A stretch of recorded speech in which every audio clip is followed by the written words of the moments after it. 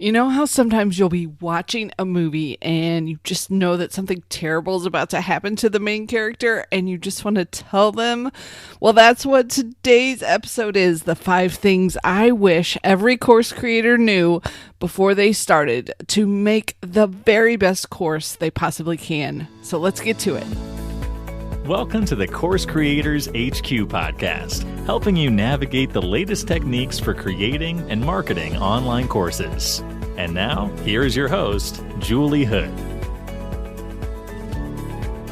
Okay, 5 things every course creator needs to know for an online course that works. Number 1, you really need to know exactly who you are helping. And you want to understand the journey that they're on and know exactly where your course fits into the process. So one of the biggest mistakes you can make, and I will tell you this is one of the ones I made, is trying to help everyone. And the reason is that because then you don't resonate with anyone specifically. So back when I started online, I had some different talents to help people with internet marketing. I was doing some WordPress websites. I was doing some online email marketing. We were doing blogging and helping people rank in the search engines. There were lots of different places that I had experience in and could help people with.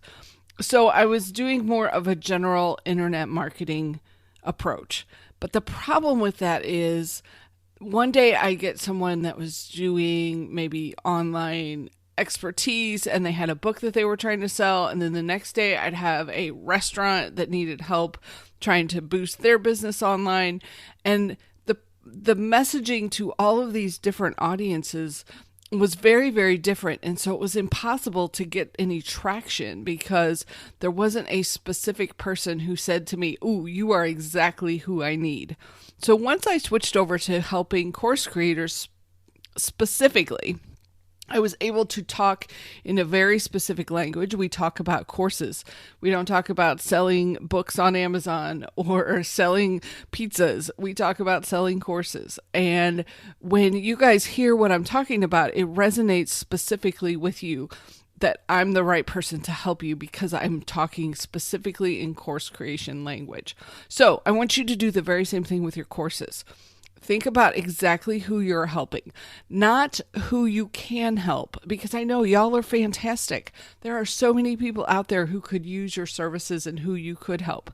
But I want you to narrow down exactly who you're going to talk to. Who is it you're going to try to resonate with? And those are the folks then that your messaging will jump out to. Those are the folks that will jump into your courses and say, "Oh my gosh, she understands me completely. I know that she's the perfect person that I should talk to and can help me with this problem that I have." So the second half of this is understanding the path that your students are on so that you know where the triggers are that they're going to get triggered to want to work with you. So I'll use course creators again. One of the big things that happens is that you need to know if your idea for your course is any good. So I have a freebie that I give out that will help you with that. You can go to coursecreatorshq.com/idea and grab that special training to help you figure out if your idea is any good. Another place where things will happen is you're trying to figure out which of the online tools for course creation should I consider? Which one should I use? So I have another training that I give out about that. And you can go to coursecreatorshq.com/host and jump in there. So these are all different triggers and different places along the path of a course creator that I know I could be helpful for you. So I want you to do the same thing with your audience. Whoever it is that you're helping, think about what's happening to them along the way and where you can help them, where you can jump in to provide either freebies for them or your course so that then you can help them get a specific result. So that takes us to number 2 is you need a very specific result that your course provides. So there's lots of ways for people to talk about this. Could be your result. This could be your transformation. This is your promise. Use whatever phrase resonates with you and make sure you start there. I also want to give you permission to change your result as you start putting your course material together. And here's why. It is very, very likely that as you start outlining and thinking about your lessons and what it is you're going to include in your course, you'll realize that the promise that you've pulled together, the result that you're promising your students, is really, really big. So just break your course into two and then change the course promise. You want to get them a result, but it doesn't necessarily have to be that big, huge result. It doesn't need to be how to market your entire course online. Maybe it's just how to teach, where you just teach them how to create Facebook ads. And you have different courses for the different pieces of the puzzle, because then you'll probably make more revenue anyway, because you'll have all these different pieces. So break your course into 2 or more different pieces.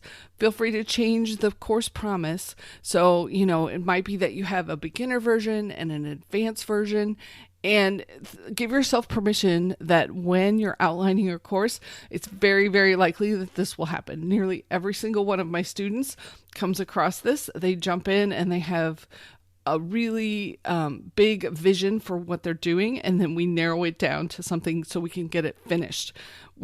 It's great to have a signature course, and maybe you'll get to that at some point, but for right now, let's just get a course finished. Okay, number 3, you need a really good and intriguing title. So let me give you a few examples. These are actually book titles, but I want to have you thinking about which one of these do you think sold better for books.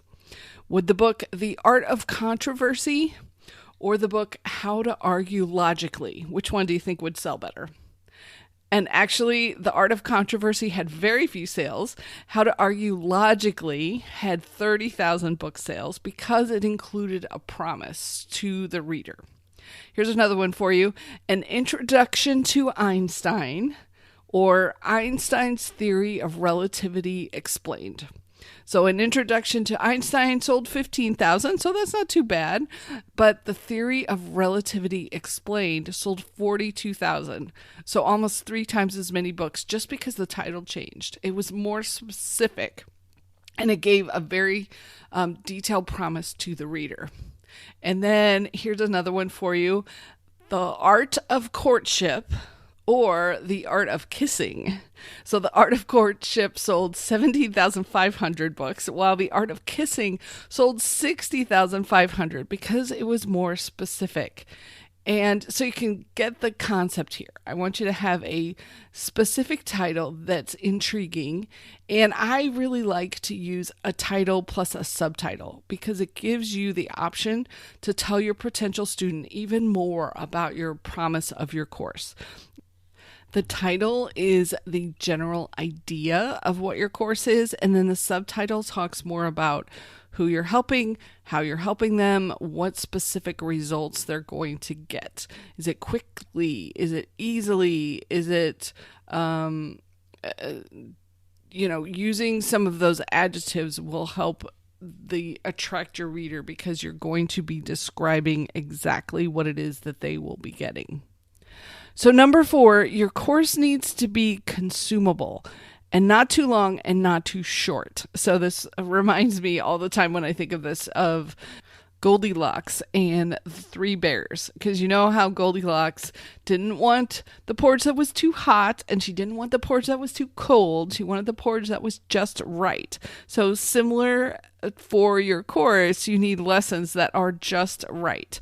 So one of the worst trends I've seen lately in courses is that people will do a lot of Facebook Lives, and they tend to kind of be vague and sort of wandering around. And then they take all these Facebook Lives and they throw them into a course. And it's actually one of the worst things that you can do unless you've been very strategic about what the content is going to be in these Facebook Lives and made it logical for your students. Just throwing up your random thoughts from Facebook Lives is not a good course. You want something because what happens is they tend to be too long and they don't have a really specific focus, so the lessons don't flow very well together. So if you're going to do that, make sure that you've done your outlining and your research and you understand and think about how the lessons are going to flow together from each of the Facebook Lives. Because when you're putting your lessons together for your course, you want them to build upon each other. You need to think about what it is your students don't know yet, and then give that to them in a logical order that works. And most people are either really, really good at doing this, or they're really, really terrible at it. So if you think you aren't very good at it, make sure you get someone that will help you put together the outline for your course. So I always thought this was kind of a skill that everyone had, and then I learned after working with some of my students, it's really not. Like, either you may not have this talent of being able to think back to what it was like not to know and figure out what the pieces are that people need to know. And then another little thing I'll throw in on this is that make sure if you're talking about any kind of acronyms, make sure you define those for your students, especially the first time you use them, and maybe even create a cheat sheet for them of the different acronyms that you're talking about, so that when they're going through your course, they can have that next to them and be like, okay, what is ACM again? What is she talking about? What is that? So pulling that information together for your students will help make it so much easier and so much clearer for them. And then the last thing that I will say about this is, please don't make your videos very long. I've talked about this a lot on Clubhouse. I'm not a fan of sitting down and the first lesson that someone gets is a 90-minute video. It's so defeating for your students because honestly, most people don't have 90 minutes to sit down and watch something. But give them 10-minute videos and they'll click through and watch those and get that endorphin hit every time they finish a lesson and say complete and click that button. All right. So, for example, with my 24-hour course creator program, I don't talk about recording your lessons until the end. So we start at the beginning and we talk about what research and outline and how you pull all that information together. So I'm trying to make sure the flow makes sense for my students so that they are doing it in the proper order. So that may take a little effort on your part to get the order down and to get the lessons put together in a logical order and so that they aren't too terribly long for people. So that's number 4. Number 5 is that you'll need to get in front of a lot of people to sell your course. And this has nothing to do with how well you market it or nothing to do with how good your course is or how well you've put it together. It's just part of how marketing works. And I really wish someone had told me this at the very beginning, because what happens generally, this is some general statistics, if 100 people come across your course, if you're lucky, maybe 3 are ready to buy at that moment. Some more know that they have a problem, but they aren't quite ready to buy. And then other people don't even know they have a problem yet. So this is why we will do things like give away freebies and give them a chance to jump in and get to know you a little bit better because they're on your email list, because they may not be ready to buy at this moment. And that's okay. You can nurture them along and they'll be ready to buy later. Sometimes with one of my clients, we've had people who have been on the email list for 4 or 5 years, and then finally, suddenly, they're ready to purchase the course because they've been hearing about it that entire time. So just to get you prepared as you're getting ready to sell your course, you're going to have to get in front of a lot of people to find those 3 buyers that are ready to buy right now. And it's not a bad thing if you don't sell a bunch at the beginning, because it's more likely that you haven't gotten in front of enough people. So I wanted to recap the 5 things really quickly for you. Number 1, you need to know exactly who it is that you're helping. Number 2, you need a specific result that your course is providing. Number 3, you need a really good, intriguing title. Number 4, your course needs to be consumable, not too long, not too short, just the perfect length of content to help your students. And number 5, you'll need to get in front of a lot of people to potentially find the buyers that are interested in what it is you're selling. Next up, I did want to send out a special thank you shout out to Neil Tucker, who left us a review for the Course Creators HQ podcast. And here's what he said. Great and super practical, actionable advice and short episodes all about course creation tips and techniques. I love it. Thank you so much, Neil, for the 5-star review and everyone who has taken the time to give us reviews. I really, really appreciate you more than you know. It is my love language is words of affirmation. So every time I read these, it makes my day. And I so appreciate you taking the time to do it. So thanks, everyone, for listening. Thank you for subscribing. And thank you for reviewing. If you got anything good today that you want to talk about, I'd appreciate a review. And I hope you have a fantastic week. I hope this gives you a few things to consider as you're putting your next course together. And I can't wait to connect with you next week. Have a terrific one, and I'll talk to you then.